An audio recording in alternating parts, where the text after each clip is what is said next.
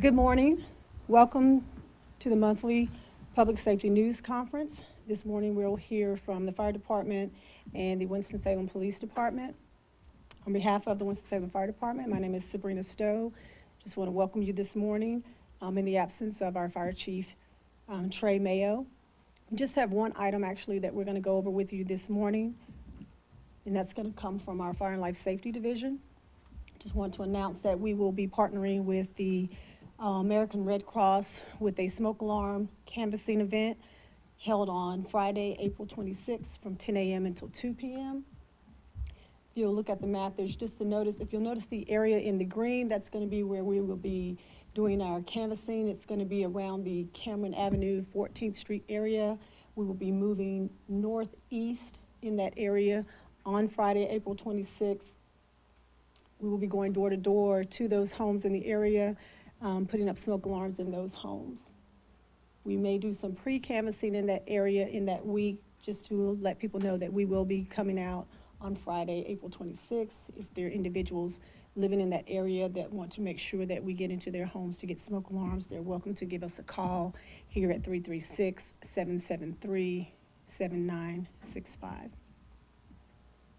That's going to conclude the information for the Winston-Salem Fire Department. Next, we will hear from the Winston-Salem Police Department from Assistant Chief Wilson Weaver.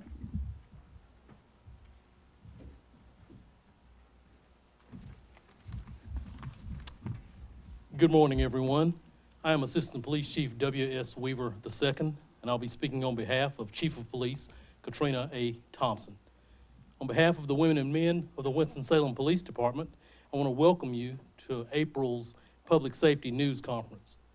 First, please join me in honoring our fallen officers for the month of April who paid the ultimate sacrifice of their life in our community. Senior Police Officer Bobby Farrell Bean, end of watch, April 23rd, 1993. Officer Bobby Bean was shot and killed while serving a search warrant for narcotics violations. His killer was sentenced to life in prison in November 1993, and he died in prison in August of 2011. Senior Officer Bean had been with our agency for 15 years.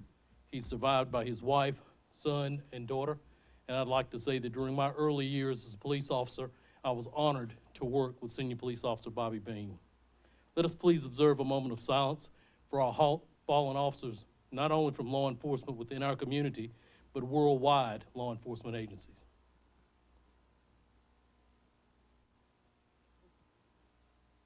Thank you. Before I begin with our upcoming events, I'd like to thank the women and men of the Winston-Salem Police Department for risking their lives every day and for all of the great work that they do in our community on a daily basis. The updates for the upcoming events, the week of April 14th through 20th, is National Public Safety Telecommunications Week, and that week is in honor of our 911 operators as well as our telephone reporting personnel. The Winston-Salem Police Department is hosting Coffee with a Cop on Friday, April 26th, 2019, from 8 a.m. to 10 a.m. at the Starbucks located at 605 Jonestown Road. The May Public Safety News Conference will be changed. The date will be Thursday, May 2nd. Thursday, May 2nd. This is a change because of the National Law Enforcement Officers Memorial Week. So we'll be moving that date again to Thursday, May 2nd. Also during that particular news conference, the WSPD Officers and Employee of the Year will be honored.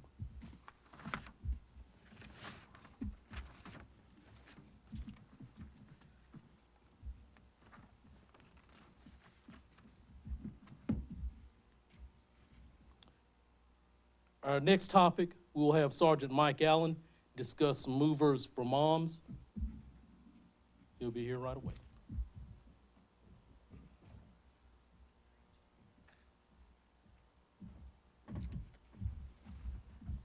Good morning, everyone. My name is Mike Allen, and I'm a sergeant in the Criminal Investigations Division. One of the units that I supervise is the Victims Assistance Unit. This morning, I'd like to talk to you about an initiative that the Winston-Salem Police Department has joined forces with Family Services and the nationwide company 2 Men and a Truck. Heartbreaking statistics from the Domestic Violence Resource Center state that 1 in every 4 women will experience domestic violence in her lifetime, and an estimated 1.3 women are victims of physical assault by an intimate partner each year. According to the national study from the New York State Office for the Prevention of Domestic Violence, approximately 25% of homeless women are homeless because of violence in the home. To ensure moms in crisis receive the love and appreciation they deserve this Mother's Day, 2 Men and a Truck, Winston-Salem, is hosting this collection drive to provide critical gifts to local women staying in community shelters this spring, specifically Family Services of Forsyth County. As you know, Family Services is a nonprofit organization serving Forsyth County by providing professional services and participating in partnerships that foster the development of children, advance the safety, security, and success of families and individuals, and help build a sustainable community. Per year, they serve approximately 200 victims who seek emergency shelter. They provide 4,500 nights of care per year, and the average length of stay for a victim is 35 days. As we move into this initiative with Movers for Moms, we approach the 12th year that Movers for Moms, the program has reached its highest success thus far, surpassing the 1 million milestone of a total items donated. With more than 300 locations participating, we're excited to see the impact in local communities this Mother's Day. The 2019 national collection goal is 400,000 essential care items, with a grand total of 366,000 collected during last year's campaign. We're confident this goal is one that can be achieved together. Donations can be brought directly to the Winston-Salem Police Department. In our lobby, we have a collection box, or to the local 2 Men and a Truck office at 130 Stratford Court through the month of April. You can also visit Community Services webpage on 2 Men and a Truck for a full list of community collection partners where donations can be dropped. The items that we're asking for collection are household linens, towels, blankets, pillows, sheets, kitchen items, pots, pans, plates, silverware, glasses, laundry items, hygiene products, gift cards, non-perishable food items, diapers, pull-ups, cleaning supplies, and used cell phones. I appreciate your time, and at this time I'll introduce Sergeant McDonald with the DWI Task Force.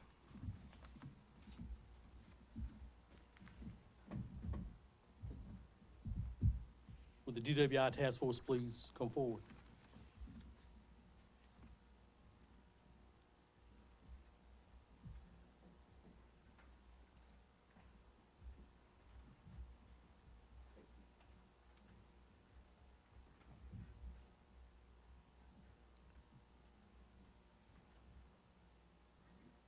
I'd like to introduce you to the Forsyth County DWI Task Force. I'd like to advise you that on Friday, March 22nd, the Forsyth County Driving While Impaired, or DWI Task Force, won the Mothers Against Drunk Driving 2018 North Carolina DWI Task Force of the Year. To further discuss our DWI Task Force, I'd like to bring to the podium Emily Ferraro, who's a court monitoring specialist for Mothers Against Drunk Driving.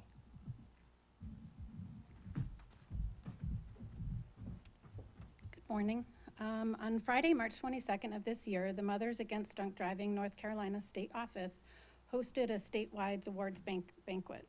This ceremony is to recognize officers, agencies, and criminal justice professionals who go above and beyond their job requirements, are dedicated to and involved within their community, are creative and innovative, believe in MAD's mission, and are dedicated to the ideals of law enforcement and criminal justice.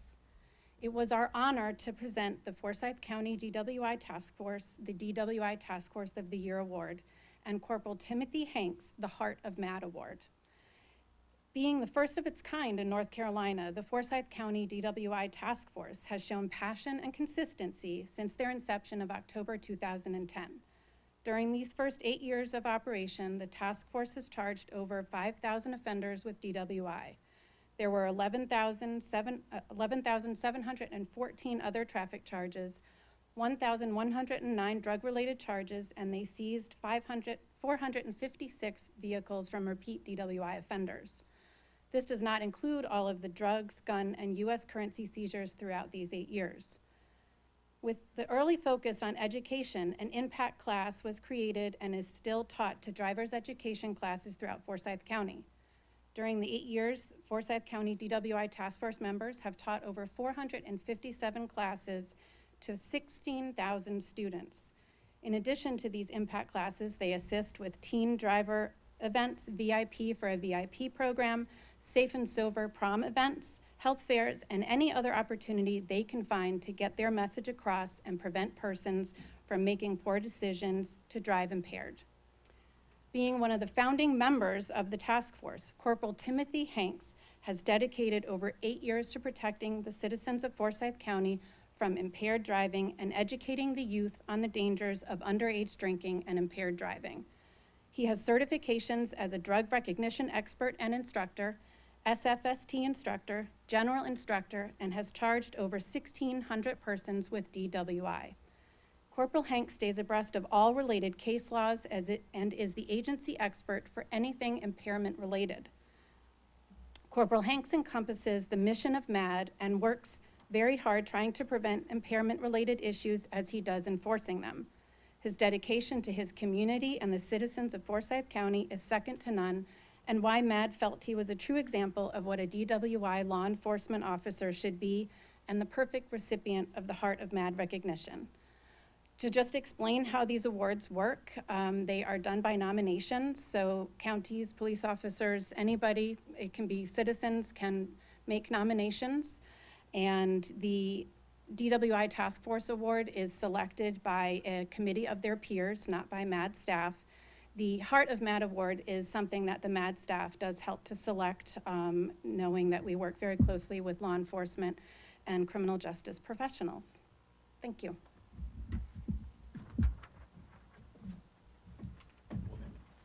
Hold on a minute. Just to add, the Forsyth County DWI Task Force is in its 9th year of operation, and it consists of personnel from the Kernersville Police Department, the Forsyth County Sheriff's Office, and the Winston-Salem Police Department, with WSPD serving as the lead supervising agency. Are there any questions for the DWI Task Force or for Ms. Ferraro? Thank you.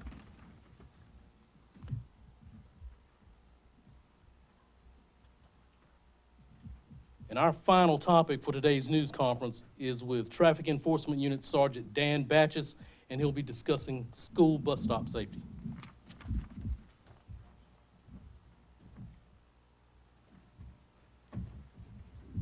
Hey, good morning, and thank you for coming. As stated, I'm Sergeant Dan Batches. I'm in charge of the Traffic Enforcement Division of the Winston-Salem Police Department.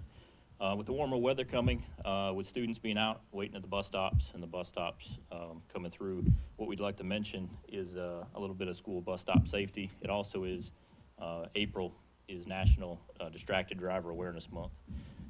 Lately, we've received an increase in reports from citizens and seeing cars that are passing stop school buses. So what we'd like to do is just go over what the rules are with the stop school bus and how to safely approach, and then when you can pass that school bus. There's many factors that contribute to why somebody's going to pass a stop school bus. A lot of times there's a lot of distractions, which goes into why we're discussing this being Distracted Driver Month. People are on their cell phones. They have kids in the car. They're eating. They have the radio on, and they're changing stations. They're doing the navigation and the GPS.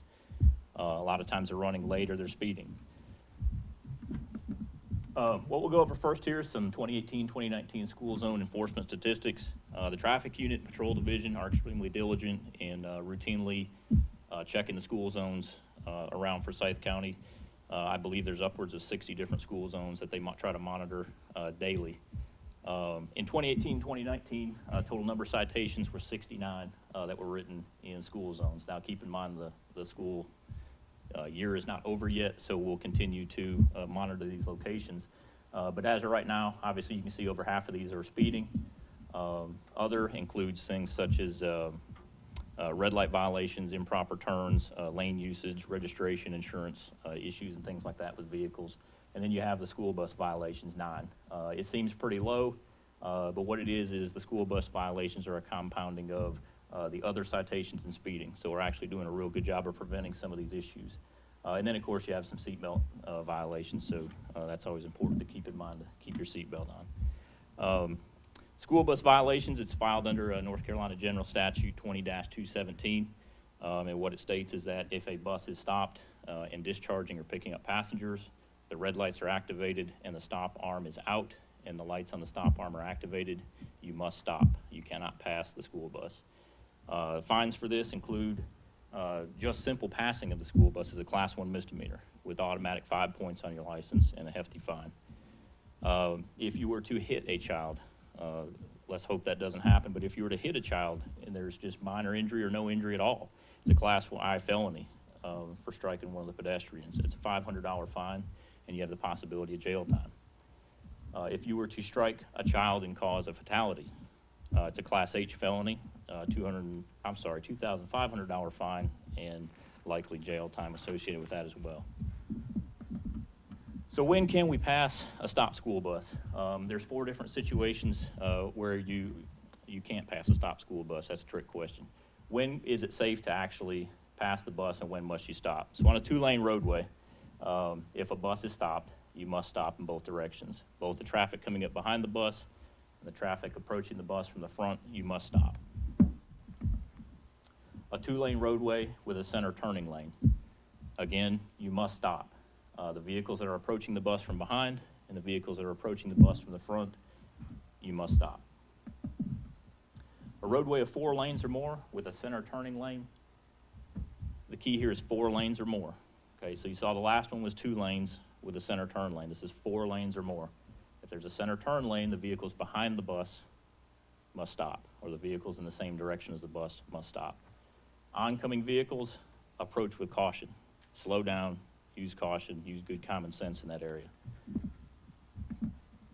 A roadway of 4 lanes or more, again, there's that key word of 4 lanes or more with a median barrier, which would be grass, concrete barriers, the metal structures that are dividing the roadway. Vehicles are coming up behind the bus in the same lanes, you must stop. Vehicles that are approaching from the opposite side of the roadway on the other side of the barrier, you may pass, but please do so with caution.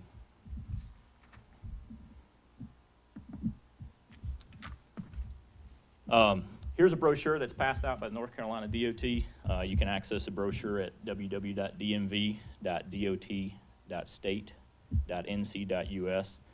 If you'd like for community groups or organizations to get a copy of this to pass out, or if you're at school functions to get a copy of this to pass out, you may do so by contacting the website.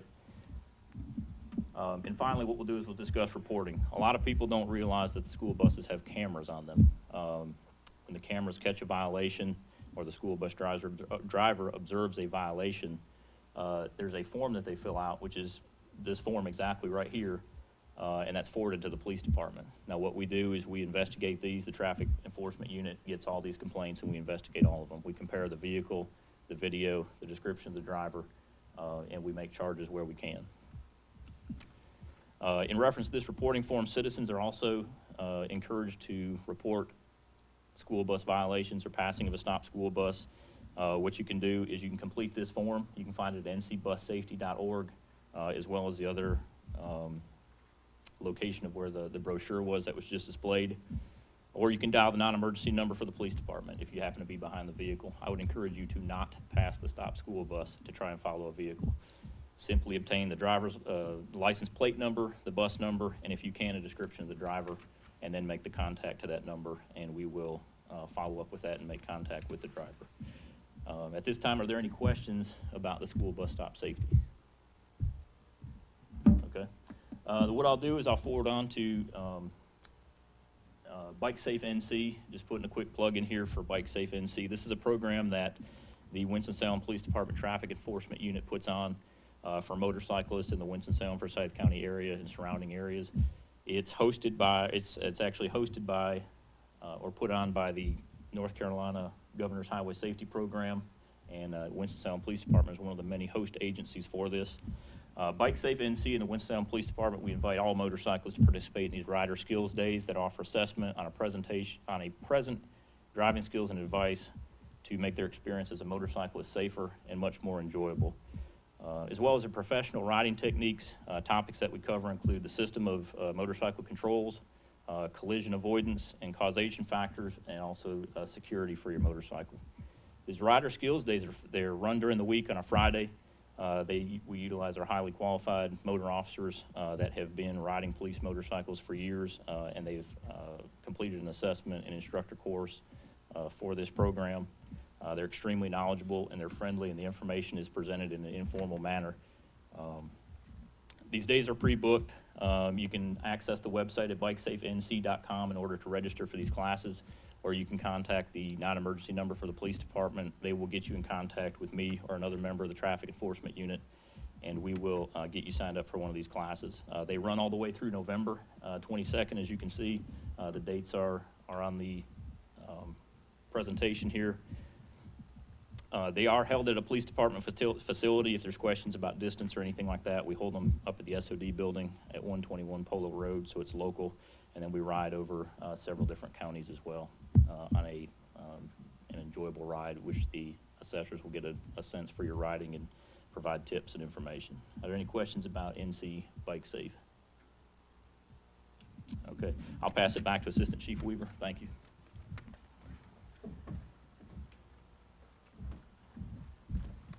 Thank you.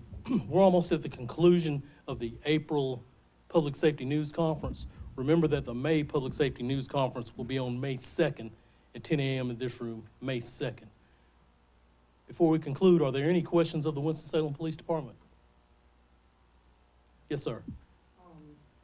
Talking about the Nova Lounge, that incident that happened over the weekend. Yes, sir. Could you confirm about there was a seventh victim that came forward and anything new on this?